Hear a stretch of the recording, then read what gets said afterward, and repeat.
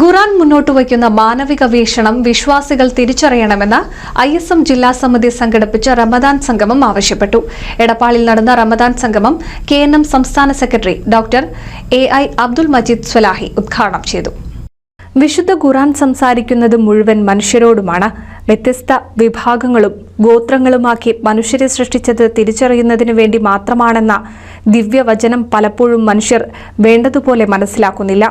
വർണ്ണത്തിന്റെയും ഭാഷയുടെയും ഭക്ഷണത്തിന്റെയും വൈവിധ്യങ്ങളെ ഉൾക്കൊള്ളാൻ മനുഷ്യർക്ക് സാധിക്കാതെ വരുന്നത് ഖുർആനിന്റെ ഈ മാനവിക വീക്ഷണത്തെ അവഗണിക്കുന്നത് കൊണ്ടാണെന്നും സംഗമം ചൂണ്ടിക്കാട്ടി.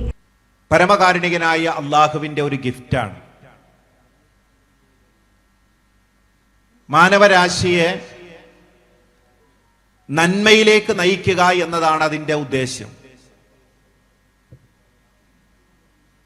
നന്മ സമൂഹത്തിൽ വളരുകയും വികസിക്കുകയും അത് സമൂഹത്തിന്റെ എല്ലാ തലങ്ങളിലും പടരുകയും വേണം.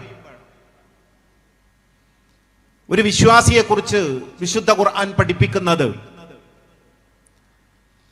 ആ വിശ്വാസി നിരന്തരം വളർന്നുകൊണ്ടിരിക്കുന്നവനായിരിക്കുമെന്നാണ്.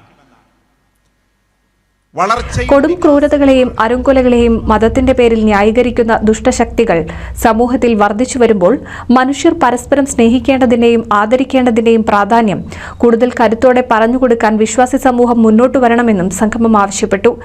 റമദാൻ സംഗമം KNM സംസ്ഥാന secretary doctor AI Abdul Majeed Swalahi ഉദ്ഘാടനം ചെയ്തു. സ്വാഗത സംഘം ചെയർമാൻ V മുഹമ്മദ് ഉണ്ണി ഹാജി അധ്യക്ഷത വഹിച്ചു. Doctor PP Muhammad, N Kunhippa, Ubaidullah, Siddique Ansari, Ahmed Anas Moulavi എന്നിവർ പ്രസംഗിച്ചു. NCV news Edappal.